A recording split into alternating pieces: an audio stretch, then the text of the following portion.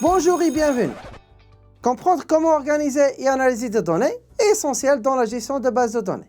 Et cela peut être réalisé en utilisant GroupBy. Dans cette vidéo, nous explorerons la syntaxe et la fonctionnalité de la clause GroupBy, illustrant comment elle peut être appliquée à des scénarios réels. Alors, comme pour toujours, prenez une feuille et un stylo et c'est parti. Alors, c'est quoi la clause GroupBy? Donc, la clause GroupBy est utilisée pour regrouper les lignes ayant les mêmes valeurs dans les colonnes spécifiées. Elle est utilisée pour effectuer des synthèses comme calculer le total, la moyenne, la somme, la valeur minimale, la valeur maximale et ainsi de suite.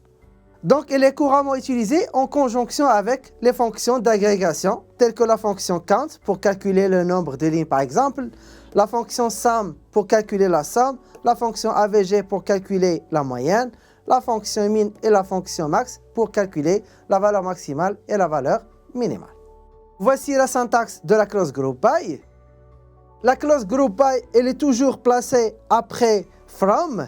Et si on a dans la requête la clause where, donc GroupBy est placé après la clause where. Donc select, colonne 1, colonne 2 et ainsi de suite. Et puis, fonction d'agrégation sur une colonne, ça veut dire effectuer un calcul sur une colonne. Et from table, donc on va préciser la liste des tables. Si on a une seule table, donc on doit spécifier cette table. Si on a plusieurs, on doit établir la jointure entre ces tables. Et finalement, la clause GroupBy. GroupBy, colonne 1, colonne 2, colonne 3 et ainsi de suite. Lorsqu'on précise ici, par exemple, 3 colonnes, donc, dans la clause GroupBy, on doit spécifier ces 3 colonnes. Par exemple, si on a dans select nom, prénom et âge, tout simplement, on va regrouper les enregistrements selon le couple ou bien le triple nom, prénom et âge. Donc, dans la clause GroupBy, on doit spécifier ces 3 colonnes. Donc, GroupBy, nom, prénom et âge. Donc, on va commencer par regrouper les enregistrements selon une seule colonne. Et puis, on va voir comment la clause GroupBy est utilisée pour regrouper des colonnes ou bien des enregistrements selon plusieurs colonnes. Alors, dans la suite, on va utiliser la table suivante. Donc, cette table, c'est la table étudiant, donc qui contient les informations sur les étudiants, telles que le CNE, le nom, la ville, l'âge, la classe, la note et la bourse. Ça veut dire est-ce que c'est un étudiant boursier ou pas. Donc l'objectif c'est d'effectuer un ensemble d'analyses sur cette table. On va commencer par le premier exemple. Regrouper les étudiants par ville. Donc, prenons la table étudiant. Donc cette table contient un ensemble des enregistrements. Et qu'est-ce qu'on veut faire? On veut regrouper les étudiants selon leur ville. Donc quelles sont les villes qu'on a dans cette base de données? On a la ville Ben Guerir, la ville Fès, la ville Marrakech, la ville Meknès, la ville Rabat, aussi la ville Casablanca.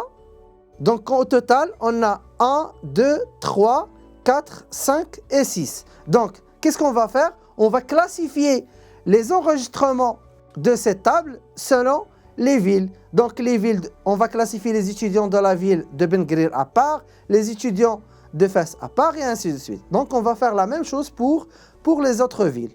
Une fois les étudiants classifiés selon leur ville, on peut faire des calculs.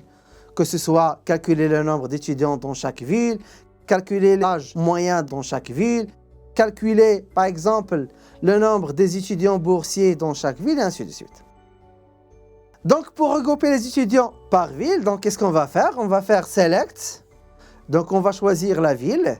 From la table étudiant, GroupBy la ville. Donc une fois exécuté, au total on obtient 6 groupes. Donc un groupe pour chaque ville. Donc le premier groupe c'est associé aux étudiants de la ville de Ben Guerir. Voici les étudiants de la ville de Ben Guerir. On a au total 4 étudiants. Le deuxième groupe, ce sont les étudiants de la ville de Fès. Donc on a un seul étudiant. Troisième groupe, ce sont les étudiants de la ville de Marrakech. Donc on a au total 3 étudiants. Quatrième groupe, c'est les étudiants de la ville de Meknès. Donc, on a au total 4 étudiants. Cinquième groupe, ce sont les étudiants de la ville de Rabat. Donc, on a au total 2 étudiants de Rabat. Et le dernier groupe, c'est le groupe de Casablanca. Ce sont les étudiants de la ville de Casablanca. Cette fonction d'agrégation permet de classifier les étudiants selon les villes. Donc, une fois classifié, on peut appliquer des calculs. Par exemple, on veut calculer le nombre d'étudiants dans chaque ville. Dans ce cas-là, on va ajouter la fonction count. Donc, cette fonction compte le nombre de lignes dans chaque groupe. Dans ce cas-là, le nombre de lignes, c'est 4. Pour le deuxième groupe, le nombre de lignes, c'est 1. Pour le troisième groupe, le nombre de lignes, c'est 3. Pour le quatrième groupe, le nombre de lignes, c'est 4. Pour le cinquième groupe, le nombre de lignes, c'est 2. Et pour le dernier groupe, le nombre de lignes, c'est tout simplement 1. Donc, voyons le résultat sur une implémentation en SQL. Donc, select, ville, from, étudiant, group by ville. Une fois exécuté, on obtient le résultat suivant. Donc, le premier groupe, c'est le groupe de Benghazi. Le deuxième groupe, c'est Casablanca, Fès, Marrakech, Meknès et Rabat. Donc, au total, on a 6 groupes. On peut calculer ou bien effectuer du calcul sur chaque groupe. Par exemple, calculer le nombre de lignes ou bien le nombre d'étudiants dans chaque groupe. Pour calculer le nombre d'étudiants, donc on va utiliser une fonction d'agrégation count. À côté de chaque ville, on va afficher le nombre total d'étudiants. On exécute. Donc, on obtient le résultat suivant. Donc, Ben Guerir, on a 4 étudiants. Casablanca, un seul étudiant. Fès, un seul étudiant. Marrakech, 3 étudiants. Meknès, 4 étudiants. Rabat, 2 étudiants, et ainsi de suite. Cet exemple, on a utilisé la fonction count, mais on peut utiliser n'importe quelle fonction d'agrégation. Alors, prenons un deuxième exemple. Donc, l'exemple concerne le regroupement des étudiants par classe. Donc, on veut classifier les étudiants de notre base de données selon leur classe. Après, on peut effectuer des calculs sur chaque classe ou bien sur chaque groupe. Donc, revenons à notre base de données. Combien de classes on a dans cette base de données?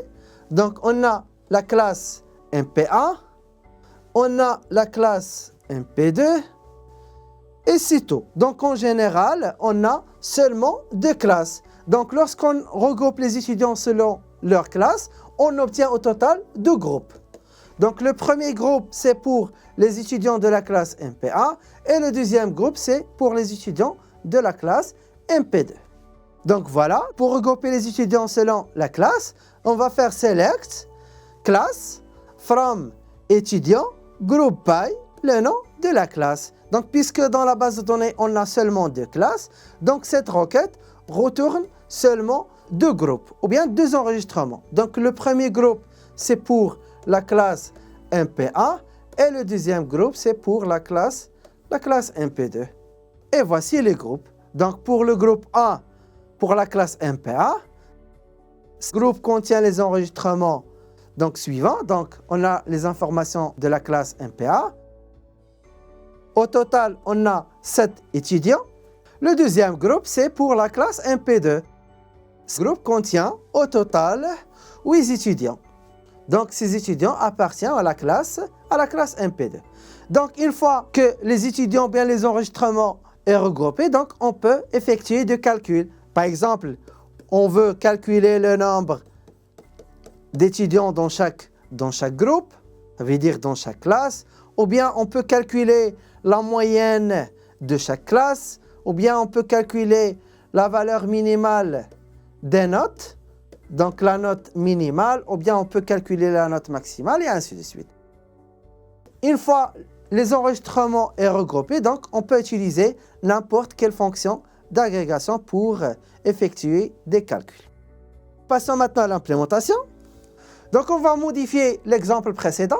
Au lieu de regrouper les étudiants selon la ville, donc on va regrouper les étudiants selon la classe. Et pour chaque classe, on va compter le nombre d'étudiants dans cette classe. Puisqu'on a ici select class, donc on va faire group by class. Donc voilà. Donc une fois exécuté, donc on obtient le résultat suivant. Cette requête retourne deux groupes et pour chaque groupe, on a compté le nombre d'étudiants. Donc le nombre d'étudiants dans la classe MP1, c'est 7 et le nombre d'étudiants dans la classe MP2, c'est tout simplement égal à 8. On peut calculer, au lieu de nombre d'éléments, on peut calculer la moyenne. Donc AVG note. Donc la note moyenne dans chaque classe. Ou bien la note minimale, donc min note. Donc la note minimale. Donc la note minimale pour la classe MP1 c'est 8,75 et pour la classe MP2 c'est 9,75. Donc à partir de ces exemples, on peut constater que la clause group est utilisée pour effectuer des analyses sur des enregistrements. Donc une fois les enregistrements sont classifiés, donc on peut effectuer un ensemble d'analyses pour avoir une idée sur notre base de données. Donc group by est utilisé pour regrouper les données en fonction de certains critères.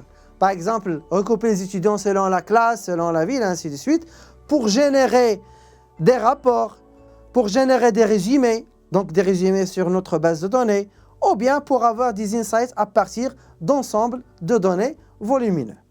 Alors maintenant, on va voir comment regrouper les enregistrements selon plusieurs colonnes. Donc la syntaxe c'est pareil. Donc select colonne A, colonne 2 et puis une fonction d'agrégation sur une colonne et à partir d'un ensemble des tables. Et après, on va faire group by colonne A et colonne 2. Donc lorsque group by est utilisé avec plusieurs colonnes, dans ce cas-là, la clause group by regroupe les lignes en fonction des valeurs uniques de ces colonnes. Donc cela est utile pour analyser les données de manière plus détaillée. Au lieu de regrouper les enregistrements selon une seule colonne, ça veut dire garder les valeurs uniques pour une colonne. Maintenant, on va regrouper les enregistrements selon le couple colonne 1, colonne 2 de manière unique. Ça veut dire qu'on doit avoir un couple unique pour chaque valeur colonne 1, colonne 2. Donc passons maintenant à des exemples. Donc comme toujours, on va utiliser la même table, donc la table étudiant. Voici le premier exemple. Donc regrouper les étudiants en fonction de leur statut de bourse et de leur classe. Donc de leur statut de bourse, on a des étudiants boursiers ou non. Donc on a deux cas, donc oui et non. Et selon leur classe, on a au total deux classes. Donc on a MP1 et MP2.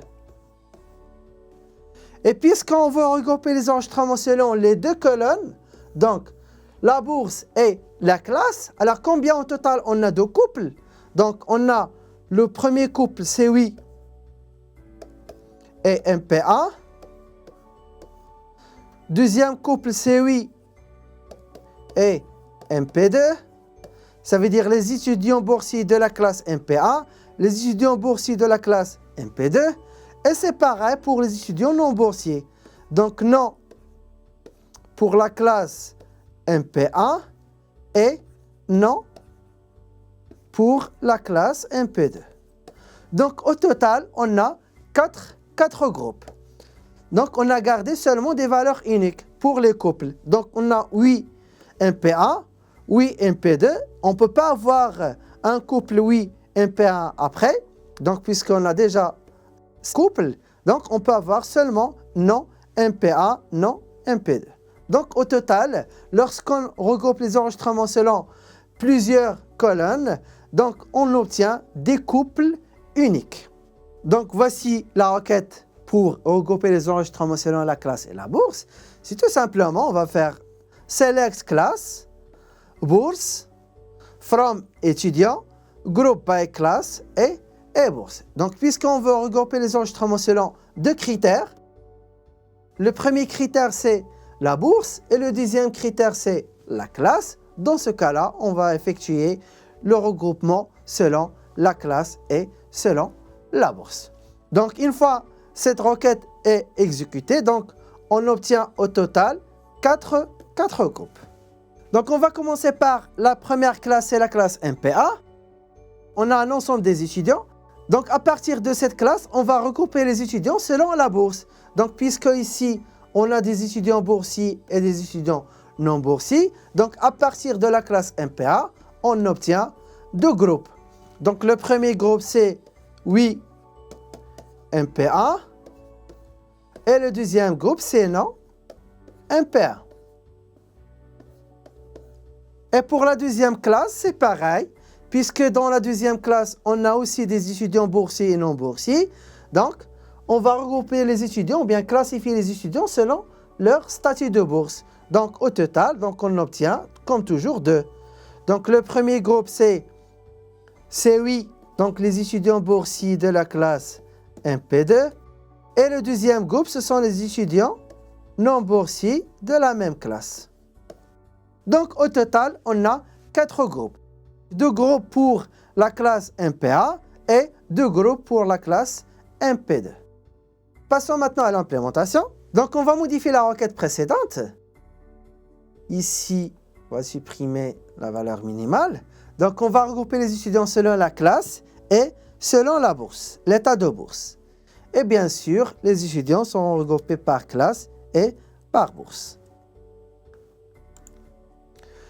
Une fois exécutée, donc la requête retourne 4 enregistrements. Donc 2 enregistrements pour la classe MPA et 2 enregistrements pour la classe MP2.